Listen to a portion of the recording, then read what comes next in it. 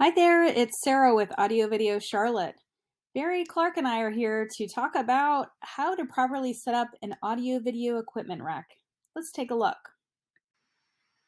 Audio video equipment organization is a big part of what we do. Listen as Barry, our custom installation expert, walks us through restructuring this equipment rack. Here we are finishing up a multi-day retrofit where we took these Wi-Fi components that you can see there, the modem and router that were just sitting on the floor. We cleaned up the structured wiring can, got all the wires neatly brought over, added a new surge protector on the bottom.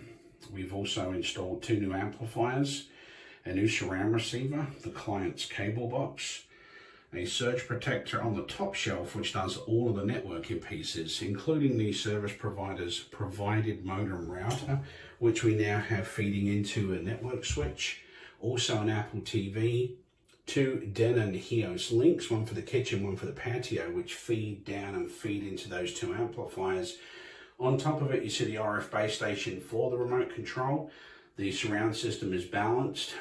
I have a little bit of programming to do and then teach the client how to use all this.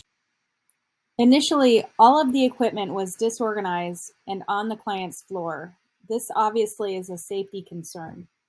We installed fans for ventilation, labeled the equipment, and organized all of the wiring.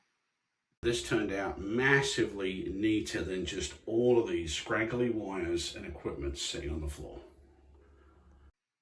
At Audio Video Charlotte, we keep it simple and make it fun. Most importantly, it's installation that is safe and done right. And that's it for us, guys. Thank you so much for watching. Please subscribe to our YouTube channel and follow us on social media. Have a great day.